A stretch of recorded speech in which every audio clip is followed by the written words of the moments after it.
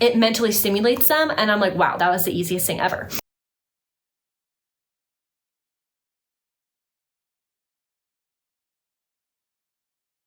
Hi everyone, I'm Alicia. I'm a fourth year veterinary student graduating in just 1 week, and I am so excited to become a real life veterinarian, getting to treat and care for so many different animals and bring education and awareness to you guys who are following me on this channel. Today, we are talking about something that's gonna be a little controversial, and that's okay. I wanna hear your comments down below. Be honest with me and tell me what you think. But today we're talking about the top 5 reasons that I personally think that cats make better pets than dogs. Now, I started off my life being a 100% full-fledged team dog person.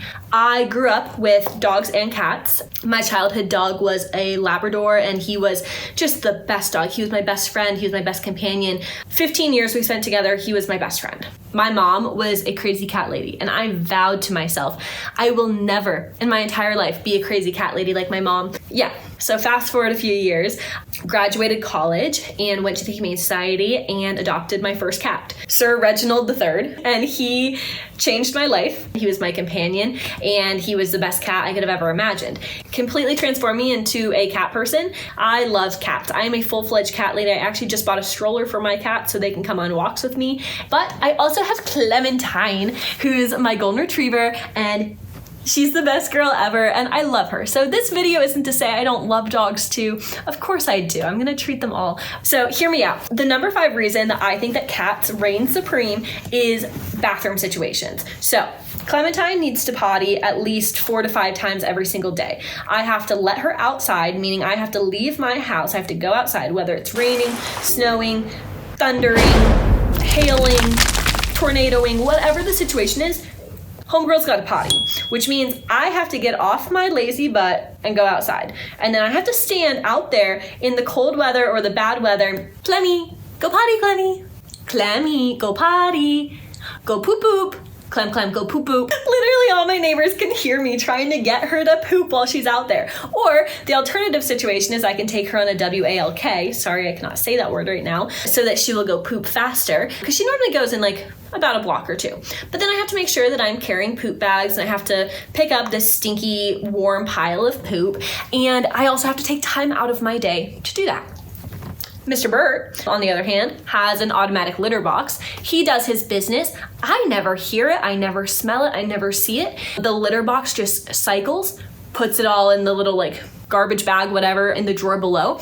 And then once a week, I change that little garbage bag out, and he is completely self-sufficient. It could be the worst weather outside, and I don't have to worry about him because he does his business. He takes care of himself. And then let's talk about potty training when they're, tiny. It is a huge commitment. You have to literally be so on top of it, and you're always gonna have accidents in the house.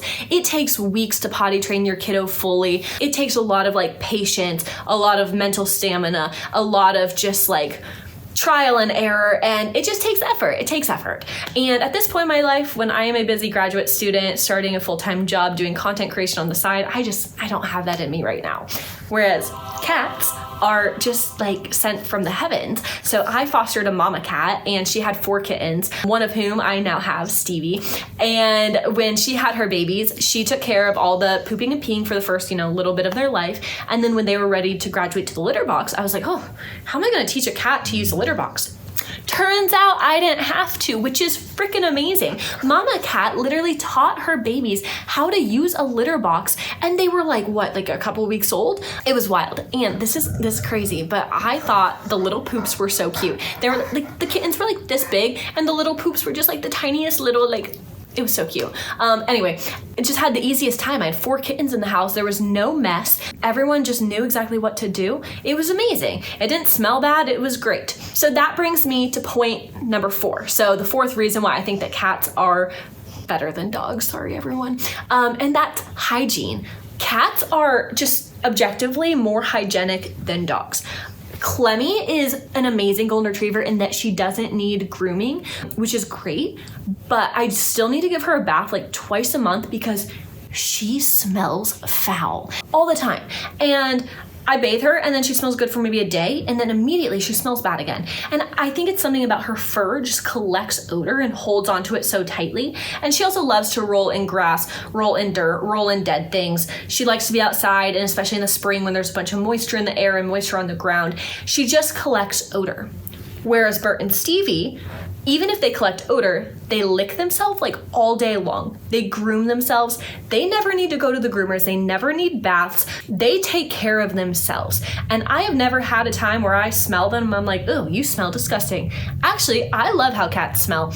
This isn't a blanket statement for all animals because there are dogs who smell great and don't need grooming, and there are cats who do need grooming. I'm just talking on the collective whole. I have always found that the dogs that I own either need grooming or are very smelly. And the cats that I own, even the long-haired cats, often don't need grooming and take great care of themselves and ensure that they stay hygienic. Number 3 reason why cats are better than dogs, in my humble opinion, is that they often have lower veterinary bills. And again, this is not a blanket statement. It's not true for every single dog cat pair, but dogs, especially large breed dogs, get so many different ailments. They get chronic allergies, chronic ear infections. They can get bloat and GDVs, joint issues. They have, a plethora of things that affect them from an early age. Whereas cats, they don't have those same muscular skeletal issues and joint issues. So they don't really get luxating patellas or torn cruciate ligaments. They don't really get bloat or GDV because they're not large enough.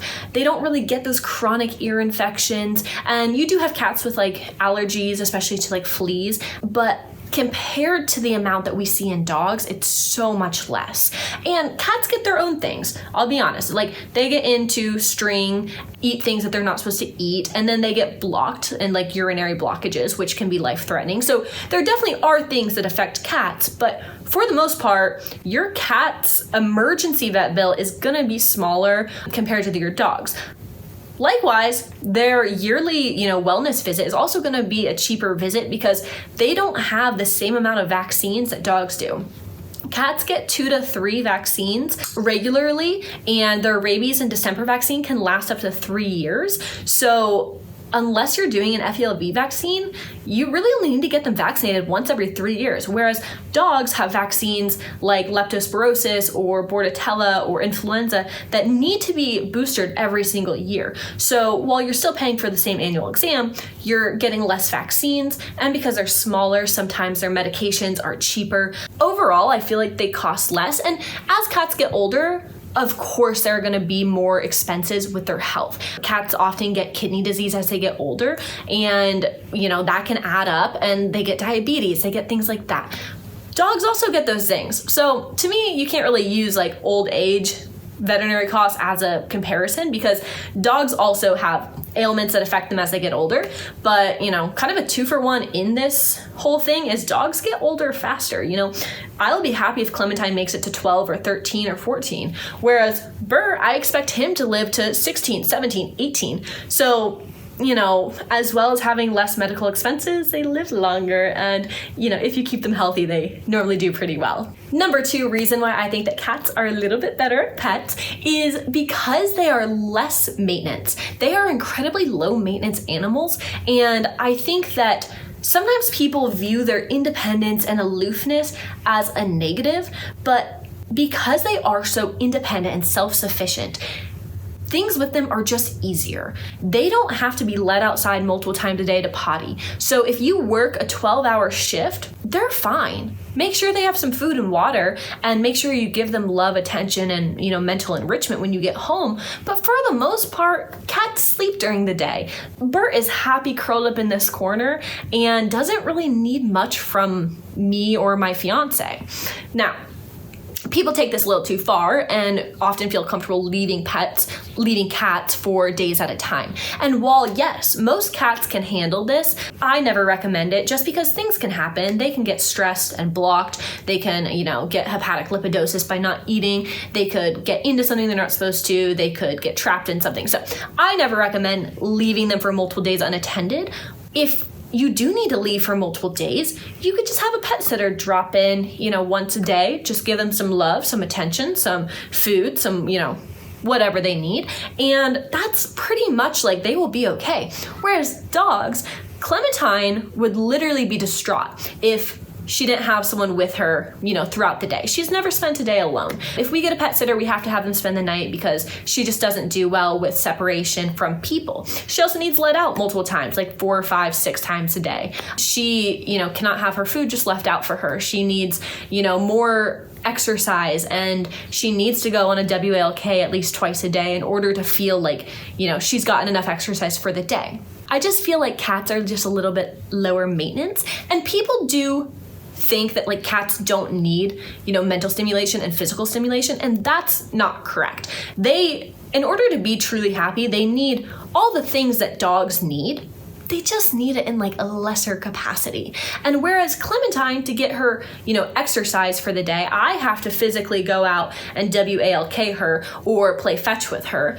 Bert, I can just take our little fishing pole that has a little fish on it, and I can just sit on the couch and throw it, and he'll zoom back and forth and chase that thing for like an hour, and bam, physical needs met. Same with like mental stimulation. Clementine, I feel like she needs a lot more enrichment, a lot more sniffing outside, a lot more, training. Whereas Bert and Stevie, their tolerance for those games is pretty, short. Like, we'll do a little training session, but then they're kind of over it. So I kind of let them lead the amount of mental stimulation they need. And honestly, one of the biggest things I do for them is just introduce a new thing into their environment every day. And so that could literally be adding a box to the living room that has like some packing paper in it. They go crazy for it. It mentally stimulates them, and I'm like, wow, that was the easiest thing ever. They're just low maintenance, and because they're often smaller, they're even less maintenance. So if I want to travel with Clementine,